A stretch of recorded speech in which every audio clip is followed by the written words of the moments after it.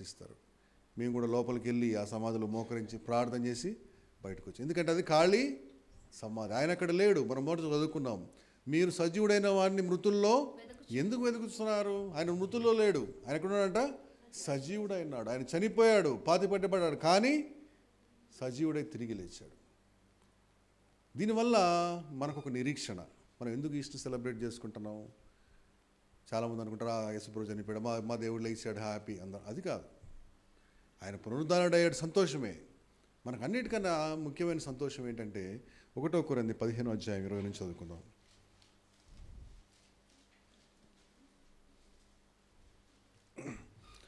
1 కొరింథీ 15:20 నుంచి నేను చదువుతానమ్మా. ఇప్పుడైతే నిద్రించిన వారిలో ప్రథమ ఫలముగా క్రీస్తు మృతుల్లో నుండి లేపబడి ఉన్నాడు. మనుషుని ద్వారా మరణము వచ్చెను గనుక మనుషుని ద్వారానే మృతుల పునరుద్ధానమును కలిగెను. ఆదామునందు అందరూ ఎలాగ మృతి పొందుతున్నారో అలాగుననే క్రీస్తునందు అందరూ బ్రతికింపబడుదురు. ప్రతివాడును తన వరుసలోనే బ్రతికింపబడును. ప్రథమ ఫలము క్రీస్తు, తరువాత క్రీస్తు వచ్చినప్పుడు ఆయన వారు బ్రతికింపబడుదురు. దేవుడి పరిశుద్ధ వాక్యం దీవించునుగాక. ఏంటంటే ఆదాము వల్ల మనుషులకి ఏమొచ్చిందంట?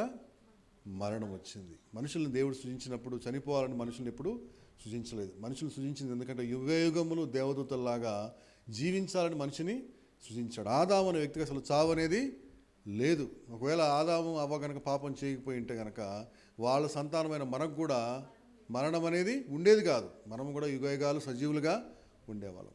కానీ ఎప్పుడైతే ఆదాము పాపం చేశాడో ఆదాముకి ఏమొచ్చింది?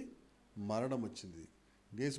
దేవుడు ఏం చెప్పాడు? నువ్వు ఆ పండు తిను దినమున నిశ్చయముగా చచ్చేదో అన్నాడు. తిన్నాడు. తిన్న దానివల్ల ఆదాము ఏమైపోయాడు? 900 సంవత్సరాలు బ్రతికాడు. బ్రతికినా సరే చనిపోయాడు. తర్వాత ఆదాము సంతానం అందరూ కూడా చనిపోతూ వచ్చారు. ఆయుష్ అనేది ఒకప్పుడు 900 సంవత్సరాలు ఉండేది. తర్వాత తగ్గుతూ 125 సంవత్సరాలకు వచ్చింది. అది కూడా తగ్గుతూ ఇప్పుడు ఏమంటున్నాడు? 80 సంవత్సరాలు, అది 70 సంవత్సరాలు. అధిక బలం ఉంటే ఇంకెక్కువ ఉండొచ్చు. అది కూడా ఆయాసమే, దుఃఖమే. మనుషులందరికీ మరణము సంప్రాప్తమైంది. అంతే కదా. ఈయన వయసు 200 సంవత్సరాలు అని చెప్పుకోవడం అక్కడ ఉన్నారా మన భూమి మీద? ఎక్కడన్నా ఆస్ట్రేలియాలో, ఆఫ్రికాలో ఎక్కడ ఉన్నారా? ఎక్కడా లేరు. ప్రపంచంలో ఏ మనిషి అయినా సరే కొంతకాలానికి చనిపోతారు. ఎందుకు? ఆదాము అనేవాడు పాపం చేశాడు కాబట్టి. ఆదాము వల్ల పుట్టిన మనం అందరికి కూడా మరణం అనేది ఉంది. ఇక్కడ యేసు ప్రభువు కూడా ఆదాము సంతానముగా ఆయన పుట్టినాడు కాబట్టి మరియమ్మ గర్భాన ఆయన కూడా చనిపోయాడు. కానీ పునరుద్ధారణే లేచాడు. దేవునికి స్తోత్రం, హల్లెలూయా. చనిపోయి పాతిపెట్టబడి పునరుద్ధారణలో ప్రథమ ఫలం ఎవరంట? యేసు ప్రభు. ప్రథమ ఫలం అంటే మొట్టమొదటి పునరుద్ధారణైనటువంటి వ్యక్తి. లాజరు చనిపోయి తిరిగి లేపబడ్డాడు. కానీ లాజరు చనిపోయినట్టుగా దేవుడు చెప్పాల. లాజరు గురించి ఏమన్నాడంటే లాజరు నిద్రిస్తున్నాడు అన్నాడు. కానీ యేసు ప్రభు చనిపోయి తిరిగి పునరుద్ధారణయ్యాడు. ప్రథమ ఫలం. ఒక మనుషుని వల్ల మరణం అంటే ఆదాము వల్ల మనందరికీ మరణం ఎట్లా వచ్చిందో, ఎవరైతే యేసుక్రీస్తు ప్రభువుని రక్షకునికి అంగీకరిస్తారో మనకు ఏముందంట? మనము కూడా చనిపోయినను తిరిగి లేస్తాం. దేవునికి స్తోత్రం, హల్లెలూయా. అది ఈస్టర్. దానికి ఈస్టర్. ఇప్పుడు మన పూర్వీకులు చాలామంది దేవుని నమ్ముకుని చనిపోయిన వాళ్ళు ఉన్నారు. వాళ్ళు కూడా ఏమవుతారంట? ఇంత చదువుకున్నాం 23వ వచనం. ప్రతి వాడును తన వరుసలోనే బ్రతికింపబడును. ప్రథమ ఫలము క్రీస్తు, తరువాత క్రీస్తు వచ్చినప్పుడు ఆయన వారు బ్రతికింపబడతారు. ఎవరైతే యేసయ్యను రక్షకునిగా అంగీకరించి ప్రభువునందు నిద్రించారో, యేసు ప్రభు త్వరలో రానయ్యాడు. ఆయన మొదటి రాకడ అయిపోయింది. ఇప్పుడు మనం దేని గురించి ఎదురు చూస్తున్నాం? రెండవ రాకడ గురించి ఎదురు చూస్తున్నారా? మీరు అందరూ యేసు ప్రభు రావాలని కోరుకుంటున్నారా? ఏదో చెప్తుంటారా అనుకుంటున్నారా? ఆయన త్వరలో రానయ్యాడు. మేఘారుడుగా రానయ్యాడు. ఆయన ప్రతి నేత్రం ఆయనను చూస్తారు. ఆయన పొడిచిన వారును చూస్తారు. ఆయన వారిని ఆయన ఏం చేస్తాడంటే అప్పుడు లేపుతాడు, బ్రతికిస్తాడు. అంటే క్రీస్తునందు చనిపోయిన వాళ్ళకు ఒక నిరీక్షణ. ఎందుకు నిరీక్షణ? వీళ్ళు చనిపోయినా సరే అంత్యదినమున వీరు లేపబడతారు. లేపబడి ఏం చేస్తారంట? ఆయన ఏం చేస్తారంట? 24వ వచనంలో, అటు తర్వాత ఆయన సమస్తమైన ఆధిపత్యమును, సమస్తమైన అధికారమును, బలమును కొట్టివేసి తన తండ్రి అయిన దేవునికి రాజ్యం అప్పగించును. అప్పుడు అంతము వచ్చును. అంటే రాజ్యం అంటే ఈ చనిపోయిన వాళ్ళందరినీ తిరిగి లేపి వాళ్ళందరినీ ఒక రాజ్యముగా దేవునికి అప్పచెప్తారంట. దేవునికి స్తోత్రం, హల్లెలూయా. అంటే యేసు ప్రభు పునరుద్ధారణైన అయిన దానివల్ల ఆదాము మీద ఉన్నటువంటి శాపం ఏమైపోయిందంట? కొట్టివేయబడింది. ఆదామునందు మరణం వచ్చింది, క్రీస్తునందు మనకు జీవం వచ్చింది. దేవునికి స్తోత్రం. అందువల్ల మనము ఈస్టర్ని సెలబ్రేట్ చేసుకోవాలి.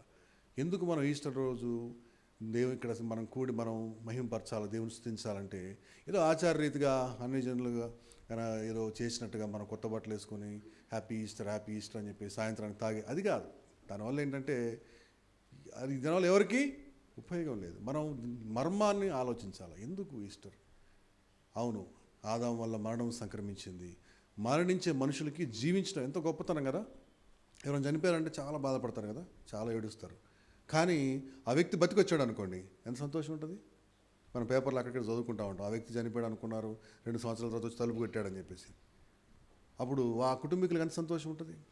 అంటే చనిపోయిన వ్యక్తిని పునరుద్ధరణై లేపగల శక్తి దేవుడు ప్రథమ ఫలముగా క్రీస్తులో చూపించాడు. అదే శక్తి ఎవరైతే క్రీస్తునందు క్రీస్తును రక్షకునిగా అంగీకరించి ఎవరైతే యేసయ్యను ధరించుకొని ఆయన ఆత్మచేత నింపబడతారో వారందరూ కూడా అదే నిరీక్షణ, అదే రాజ్యముగా, దేవుని యొక్క రాజ్యముగా మార్చబడి ఆయన యుద్ధకు మనమంతా ఒక దినం చేరతాం. కాబట్టి దేవుడు మనకు చేసినటువంటి గొప్ప మేలును, ఉపకారాన్ని జ్ఞాపకం చేసుకుని ఈస్టర్ దినం మందు, అయ్యా ప్రథమ ఫలంగా నీ కుమారుడైన యేసయ్యను మృతుల్లోంచి లేపావు, మమ్మల్ని లేపి మీ సన్నిధికి చేర్చుకుంటావయ్యా ఒకరోజు అని జ్ఞాపకం చేసుకుని ఆయన మహింపరుద్దాం. దేవుడిచ్చిన మాటలు దీవించునుగాక. ఆమేన్. చిన్న ప్రార్థన చేసుకుందాం. పరిశుద్ధ రాజ్యం కలిగిన మా యేసయ్యా మీకు వందనాలు, స్తోత్రం తండ్రి. సర్వశక్తిమంతుడా మీకు వందనాలు తండ్రి. వాక్యం ద్వారా మీరు మాట్లాడారు, సజీవుడైన మనం మీరు మృతుల్లో ఎందుకు వెతుకుతున్నారన్నారు. అవును ప్రభువా, అయ్యా మీ కుమారుడైన యేసుక్రీస్తు ప్రభువుని ప్రభా మృతుల్లో నుంచి సజీవుడిగా లేపారు. అయ్యా మీ కుడి పార్శ్వమున ఆయన ఉన్నాడు. యేసయ్యా తండ్రి కుడి పార్శ్వం మా కోసం విజ్ఞాపన చేస్తున్నారు. మీకు వందనాలు, స్తోత్రం తండ్రి. మీరు మాలో ఉండండి, మాతో ఉండండి. మీ పునరుద్ధాన శక్తితో మమ్మల్ని నడిపించండి ప్రభా. మీకు వందనాలు ప్రభా. మీరు రాకడొచ్చినప్పుడు మేము సజీవులుగా ఉంటే ఎత్తబడి గుంపులో ఉండేలా చేయండి. అయ్యా మృతులైన వారందరూ ప్రభా, అయ్యా మీ యందు మృతులైన వారందరూ లేపబడతారని, వారు జీవిస్తారని, యుగయుగములు దేవుని రాజ్యంగా మీతో ఉంటారని ప్రభా మీరు సెలవిచ్చినటువంటి గొప్ప మర్మాలను బట్టి మీకు వందనాలు ప్రభా. ఈస్టర్ పర్వదినం అనేటువంటిది మీరు లేచినటువంటి దినము ప్రభా. అదేవిధంగా మనుషులందరికీ ఇది ఒక శుభవర్తమానం అని ప్రభా మేము గ్రహించి మిమ్మల్ని స్తుతించుటకు, ఆరాధించుటకు కృప చూపించండి. యేసుక్రీస్తు నామములో అడుగుచున్నాం తండ్రి, ఆమేన్.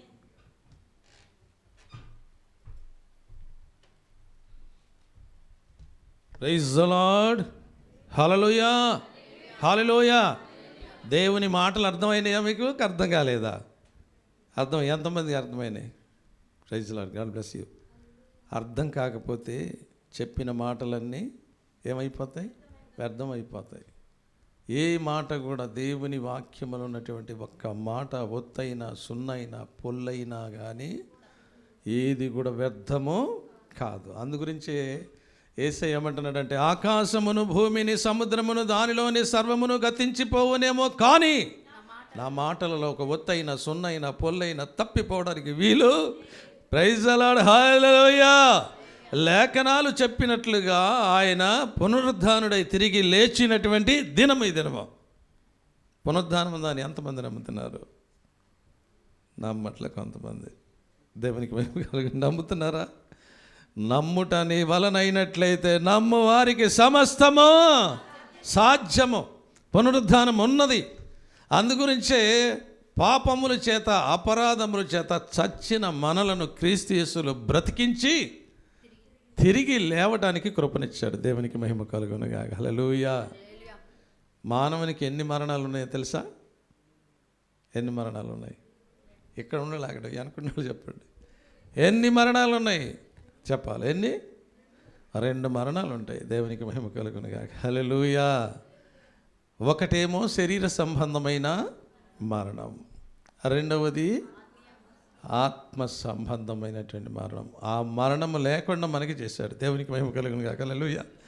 శరీర సంబంధమైనటువంటి మరణం అందరికి వచ్చేసింది. అందరూ ఏం చేయబడ్డారు? శరీర సంబంధమైన మరణం అందరికి వచ్చేసింది. అందరిని ఏం చేశారంటే మన పితలను తీసుకుని వెళ్ళి సమాధి చేశారు. చేశారా లేదా? ఏమని రాశారు అక్కడ ఆ సమాధి మీద?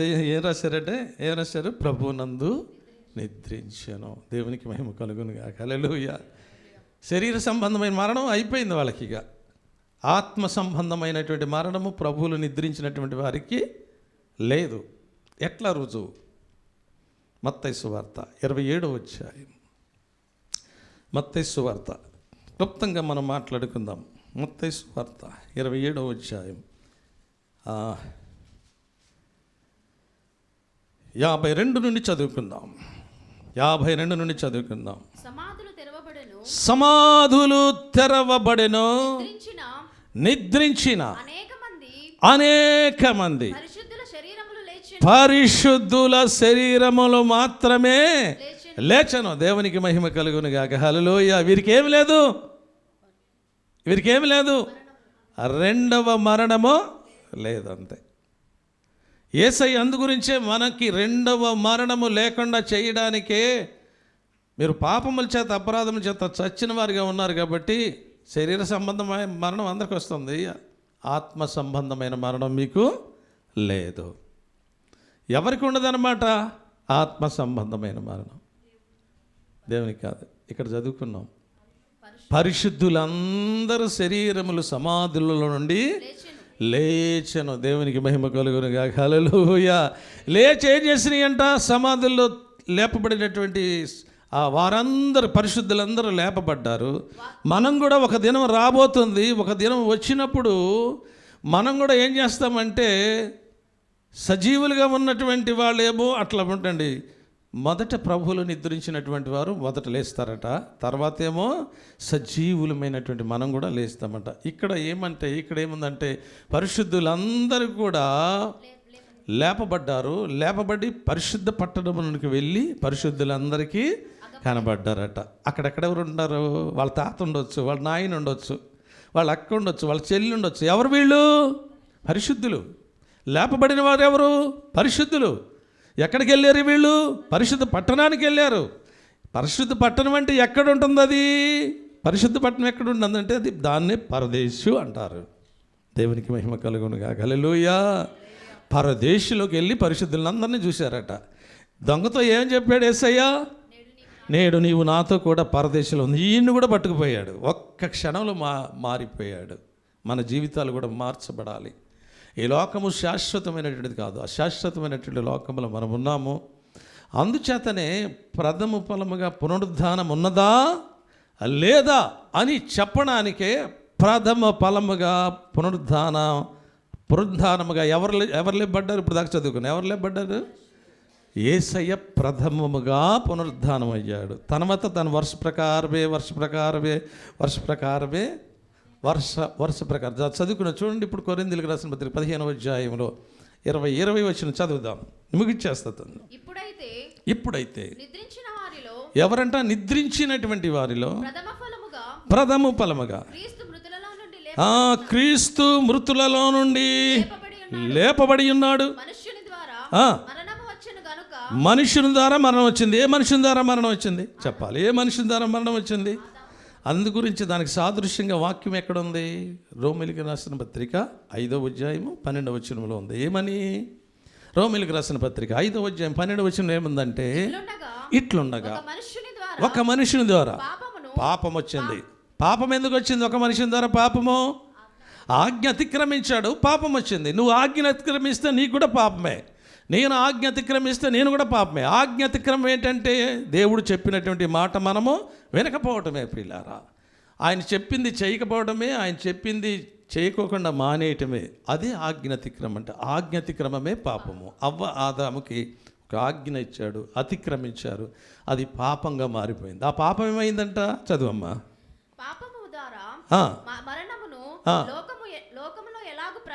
ఒక మనుషుని ద్వారా పాపము లోకంలోనికి ఏ విధంగా వచ్చిందో ఆ పాపము ద్వారా మరణము లోకములో ఎలాగునా ప్రవేశించెనో మనుషులందరూ పాపము చేసినందున మరణము అందరికీ సంప్రాప్తమైంది. ఇది మరణం అన్నమాట. దేవునికి మహిమ కలుగును గాక. హల్లెలూయా.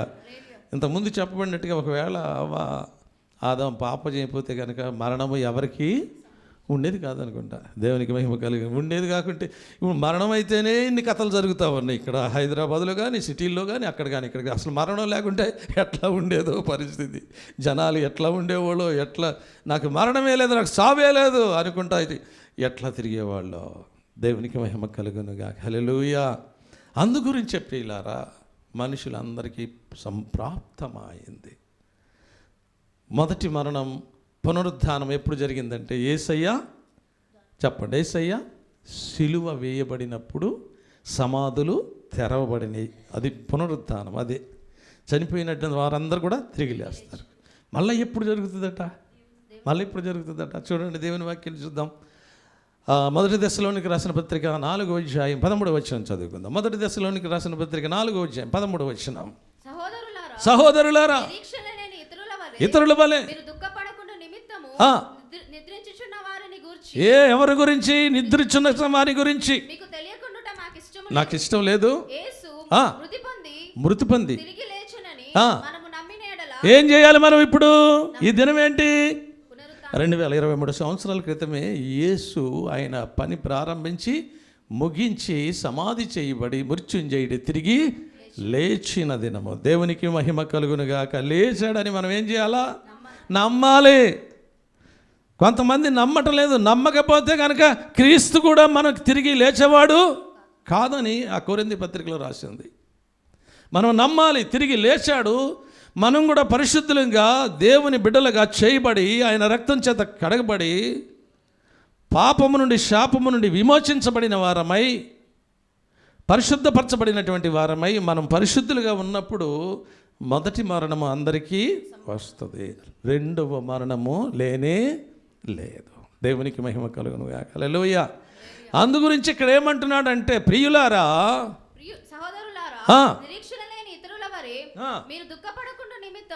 ఇష్టం లేదు, తెలియకుండా నాకు ఇష్టం లేదు.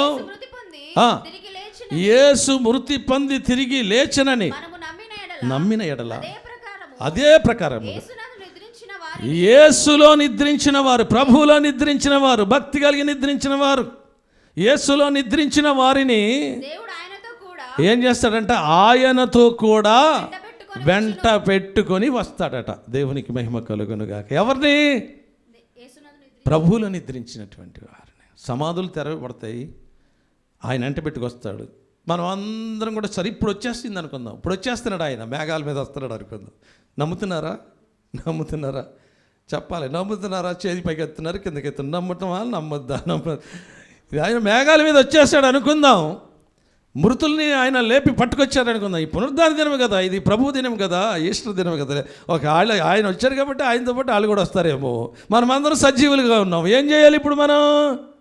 చదువు అక్కడ. అదే ప్రకారం దేవుడు ఆయనతో కూడా వెంట పెట్టుకుని వచ్చును. నీతో చెప్పినదేమనగా ఎవరన్నమాట? ఇప్పుడు మనమంతా ఇక్కడ కూర్చున్నాం. సజీవులమా చనిపోయిన వాళ్ళమా? సజీవులమేనా? సచ్చినోళ్ళలాగా ఉండారా? సచ్చినోళ్ళు అంటే ఎవరిని అంటారు? సచ్చినోడా అంటారు కదా. ఎవరిని అంటారు సచ్చినోళ్ళని? రక్షణ లేనివాడు దేంతో సమానం అంటే చచ్చిన వాడితో సమానమే. మారు మనసు పాపక్షమాపణ పొందనటువంటి వాడు చచ్చిన వాడితో సమానమే. దేవునికి మహిమ కలుగును గాక. హల్లెలూయా. వాళ్ళు ఎక్కడికి వెళ్తారో చూద్దాం. 2 మాటల్లో ముగించేద్దాం తొందరగా. చదువు మా మాట.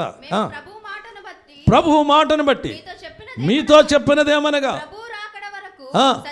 మనమంతా సజీవులుగా ఉన్నాం. ఇప్పుడు ప్రభువు రాకడ ఇప్పుడు వచ్చేసింది. సజీవుగా ఉన్నటువంటి మనము నిద్రించిన వారి కంటే ముందుగా ఆయన సన్నిధికి చేరం. ఆర్భాటముతోను ప్రధాన దూత శబ్దముతోను దేవుని బూరతోను పరమలోకం నుండి ప్రభు దిగి వచ్చును. క్రీస్తునందుండి మృతులైన వారు మొదట లేస్తారు. దేవునికి మహిమ కలుగునుగా. ఎవరు లేస్తారు చెప్పండి? ఎక్కడున్న వాళ్ళు చెప్పాలి. ఎక్కడున్న వాళ్ళు? సమాధుల్లో ఉన్నవాళ్ళు, ప్రభువునందు నిద్రించిన వాళ్ళు మొదట లేస్తారు. తర్వాత సజీవులుగా ఉన్నటువంటి మనము చదువు. ఆ మీదట సజీవులమై నిలిచిన మనము వారితో కూడా ఏకముగా ఎదుర్కొనుటకు ఆకాశ మండములకు కొనిపోబడదుమని మనము ఆ. సదాకాలము ప్రభువుతో కూడా ఎప్పుడు మారుతారట? అక్కడ ఎప్పుడు మారుతారంటే ఒక్క నిమిషములో రెప్పపాటున మట్టి శరీరము మహిమ శరీరంగా మారిపోవాలి. సజీవులుగా ఉన్నటువంటి వాళ్ళు, మృతులైనటువంటి వాళ్ళు, ప్రభువులు నిద్రించినటువంటి వాళ్ళు, వారి పాపశాపాలని కొట్టివేయబడ్డాయి, నిద్రించుతున్నారు, విశ్రాంతిలో ఉన్నారు. వాళ్ళందరూ కూడా ఆయన ప్రభు వచ్చినప్పుడు ఎంట పెట్టుకుని వస్తాడు. సజీవులుగా మనం ఉన్నాము. మనం రక్షింపబడ్డామా లేదా? ఈస్టర్లు ఎన్నో మన మీద నుంచి తరలి వెళ్ళిపోతున్నాయి, గుడ్ ఫ్రైడేలు ఎన్నెన్నో తరలి వెళ్ళిపోతున్నాయి. కానీ మానవునికి మాత్రం మార్పు లేదు. మార్పు లేని మానవుండా తీర్పు దినం దాగలేవురా అని చెప్పబడుతుంది. దేవునికి మహిమ కలుగును గాక. హల్లెలూయా. అందుగురించి అందరు కూడా నిద్రిస్తారు. కొంతమంది మార్పు లేని కూడా ఏం చేస్తున్నారు? మార్పు లేని కూడా తీసుకుని వెళ్ళి సమాధి చేసేసి దాని మీద ఏం చేస్తున్నారు? ప్రభువులను నిద్రించాడట. తాగిపోతాడు, ప్రభువులను నిద్రించాడు. దొంగ ప్రభువులను నిద్రించాడు. తిరిగిపోతూ తిట్టిపోతూ అందరు కూడా ప్రభువులను నిద్రించాడు. వాళ్ళేమవుతారు? దేవునికి మహిమ కలుగును గాక.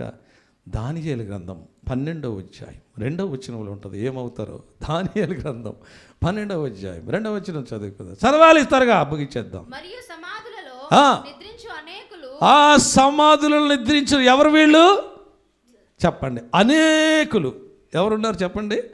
అనేకులు. ఇందులో అనేకులు ఎవరెవరున్నారు? పరిశుద్ధులు ఉన్నారు, తాగుబోతులు ఉన్నారు, తిండిబోతులు ఉన్నారు, తిరుగుబోతులు ఉన్నారు. అనేకులు సమాధులు ఉన్నాయి. అనేకులు సమాధులు తెరవబడిన మరియు సమాధులలో నిద్రించు అనేకులు మేలుకొనెదరు. కొంతమంది ఎక్కడికి వెళ్తారంట? నిత్య జీవము అనుభవించుటకును. కొందరు ఎక్కడికి వెళ్తారంట? నిందల పాలవటానికి వెళ్తారు. దేవునికి మహిమ కలుగునుగాక. హల్లెలూయా. కొందరేమో నిత్య జీవానికి వెళ్ళటానికి. ఈ పునరుద్ధాన దినమున ప్రభువు ప్రథమంగా లేపబడ్డాడు. ప్రభువులు నిద్రించినటువంటి వారికి నిత్య జీవం ఉన్నది. కొంతమందికి రక్షణ లేని వారికి, మారు మనసు లేని వారికి, పాపక్షమాపణ లేనటువంటి వారికి, వారు కూడా సమాధుల్లోని బయటకు వస్తారు. కానీ వాళ్ళు ఎక్కడికి వెళ్తారంట? నిందల పాలగటానికి వెళ్తారు. దేవునికి మహిమ కలుగునుగాక. హల్లెలూయా. ఏమి నిందలు వస్తాయి అంటే వాళ్ళ మీద ధనవంతుడిని అంటున్నాడు. నీ జీవితకాలం అంతా కూడా ధనవంతుడు ఎక్కడున్నాడు? ధనవంతుడు చనిపోయాడు, లాజరు చనిపోయాడు. ఇద్దరిని తీసుకుని వెళ్ళిపోయాడు. ఇద్దరిని తీసుకెళ్తే లాజరేమో అబ్రహాం రొమ్మున ఆనుకొని హాయిగా ఉన్నాడు. లాజరు ఏం చేస్తున్నాడు? భయంకరమైనటువంటి వేడిలో కాల్తా ఉన్నాడు అనమాట. దేవునికి మహిమ కలుగునుగాక. హల్లెలూయా. అప్పుడు నిందిస్తున్నాడట దేవుడు. ఇదిగో నీ జీవిత కాలంలో నీ ఇష్టం వచ్చినట్టు జీవించావు, నీ ఇష్టం వచ్చినట్టు తిన్నావు, తాగావు, తిరిగావు, దేవుని భయం లేకుండా ఉన్నావు. భక్తి లేదు, భయం లేదు, విశ్వాసం లేదు, మారు మనసు లేదు, పాపక్షమాపణ లేదు. ఎప్పుడు చూసినా కానీ నా మాట విన్నావా అని వాడిని ఏం చేశాడట? దేవుడు నిందించాడట. దేవునికి మహిమ కలుగునుగాక. అట్లా మారు మనసు లేనటువంటి వాళ్ళని కాల్తా ఉంటుంటే అక్కడ దేవదూతలు కావచ్చు, వాళ్ళందరూ కావచ్చు, ఏం చేస్తారు? నిందిస్తారు. దేవునికి మహిమ కలుగునుగాక. హల్లెలూయా. మనల్ని నిందించడానికి కాదు దేవుడు ఈ లోకానికి వచ్చి పునరుద్ధానుడై తిరిగి లేచినటువంటి దినము. ఎవరు నిందించబడుకోకుండా వారు నిత్య జీవమునకు వారసులు అవటానికి మాత్రమే ఆయన ఈ కార్యాన్ని జరిగించాడు. దేవునికి మహిమ కలుగునుగాక. హల్లెలూయా. అందుగురించే ఒకడు నీటి మూలముగా కానీ ఆత్మ మూలముగా కానీ జన్మించితేనే వాడు పరలోక రాజ్యమునకు వారసుడు కానేరడని మీతో నిశ్చయముగా నేను చెప్పుచున్నాను అంటున్నాడు. దేవునికి మహిమ కలుగునుగాక. హల్లెలూయా. పేతురు అంటున్నాడు అపోస్తుల కార్యం 2వ అధ్యాయం 38వ వచనంలో, మీరు మారు మనసు పొంది పాపక్షమాపణ పొంది యేసుక్రీస్తు నామములో బాప్తిసం తీసుకోండి, అప్పుడు పరిశుద్ధాత్మ అనే కృపావరము పొందుతారు. మీ పాప శాపాలన్నీ కొట్టివేయబడతాయి కాబట్టి మీరు నిత్య జీవానికి వారసులు అవుతారని చెప్తున్నాడు. అందుగురించే మనం నిత్య జీవానికి వారసులం కావాలంటే మనకి పునరుద్ధానం అనేటటువంటిది, మరణము లేకుండా మనకి ఉండాలంటే ఆయన మాట వినాలి, ఆయన చిత్తానుసారం నడుచుకోవాలి. లాస్ట్లో ఒక మాట చెప్తాను. యోహాను సువార్త 11వ అధ్యాయము 25వ వచనంలో ఒక్క మాట చెప్పి ముగించేసుకుందాం. యోహాను సువార్త 11వ అధ్యాయం. అందుకు యేసు ఏమంటున్నాడు? పునరుద్ధానమును జీవమును నేనే, విశ్వాసముంచువాడు నా యందు విశ్వాసముంచువాడు చనిపోయినను బ్రతుకును. చనిపోయినా కానీ ఏం చేస్తాడంట? బ్రతుకును. బ్రతుకుతాడట. దేవునికి మహిమ కలుగునుగా. ఎవరి యందు విశ్వాసం ఉంచాలి మనం? యేసునందు. దేవుని యందు, యేసు యందు విశ్వాసం ఉంచాలి. చనిపోయినా కానీ తిరిగి లేచారు. ఆయన సిలువ వేయబడ్డప్పుడు అనేకులు తిరిగి లేచారు. ఆయన వచ్చినప్పుడు సమాధులు తెరబడి అనేకులు వస్తారు. చనిపోయారు, శరీర సంబంధమైనటువంటిది అది. రెండవ తిరిగి లేచెదరు. బ్రతికి నా యందు విశ్వాసము బ్రతికి అంటే ఇప్పుడు మనం బ్రతికే ఉన్నాం. బ్రతికి ఆయన యందు విశ్వాసముంచువాడు ఎన్నటికి చనిపో ఎన్నటికి చనిపోడట. దేవునికి మహిమ కలుగునుగాక. హల్లెలూయా. మనం ఎన్నటికి విశ్వాసం ఉందా? మీకు చెప్పాలి. విశ్వాసం ఉందా? నమ్ముతున్నారా? భక్తి కలిగి వస్తున్నారా? లేదో ఏదో ఈస్టర్ పండుగ కదా ఇవాళ అంత రకరకాల వస్తారు అని వచ్చారా మీరు? ఆ విధంగా ఉంటే దేవుని యందు విశ్వాసం లేనటువంటి వారిని ఏమంటున్నాడో తెలుసా? మీరు ఈస్టర్ పండగ క్రైస్తవులు అంటాడు. ఓ క్రిస్మస్కి వచ్చామనుకోండి, క్రిస్మస్ పండగ క్రైస్తవులు అంటాడు. గుడ్ ఫ్రైడేకి వచ్చామనుకోండి, గుడ్ ఫ్రైడే పండుగ క్రైస్తవులు. వారిని ఏమంటారో తెలుసా? సంవత్సరం అయిపోయిన తర్వాత మళ్ళీ సంవత్సరం దాకా రారు వాళ్ళు, కనపడరు వాళ్ళు. వారిని ఏమంటారు? నామకార్థ క్రైస్తవులు. వారిని ఏమంటున్నాడో తెలుసా దేవుడు? కొరింథీయులకు రాసిన పత్రిక 15వ అధ్యాయం 20 వచనం ఏమంటున్నాడో చూడండి. మొదటి కొరింథీయులకు రాసిన పత్రిక 15వ అధ్యాయం 20, 19, 20 చూడమా. ఇప్పుడైతే నిద్రించిన వారిలో అది ఈ జీవిత కాలము మట్టికే మనము క్రీస్తునందు నిరీక్షించిన వారమైతే, మనుషులందరికంటే ఏంటంట మీరు అందరు కాదు, ఈ లోకం మట్టికే క్రిస్మస్కి వచ్చేటోళ్ళు, ఈస్టర్ పండుగకి వచ్చేవాళ్ళు, గుడ్ ఫ్రైడేకి వచ్చేవాళ్ళు, వీళ్ళందరూ ఆ పండుగలకు మట్టికే క్రైస్తవులు అనబడితే కనుక మనుషులందరికంటే దౌర్భాగ్యులు. మామూలుగా కాదు, దౌర్భాగ్యులు. ఎవడన్నా దౌర్భాగ్యుడా అని అన్నారనుకోండి, ఊరుకుంటారా మనం? ఎవరన్నా అంటే ఊరుకుంటారా? మీరు స్త్రీలు ఊరుకుంటారా? దౌర్భాగ్యురాలా అన్నాడు అనుకోండి ఎవరన్నా, చెప్పు తెగిపోతుంది అంటారు. ఏమంటారు? చెప్పు తెగిపోతుంది అని మాట్లాడతారు కదా. ఎందుకంటే మనం పడమన్నమాట. పడం కాబట్టి మనం ఎట్లా ఉండాలి? ఈ జీవిత కాలం మట్టుకే క్రైస్తవులు అనేవారిగా ఉండకూడదు. మనం ఎట్లా ఉండాలో తెలుసా?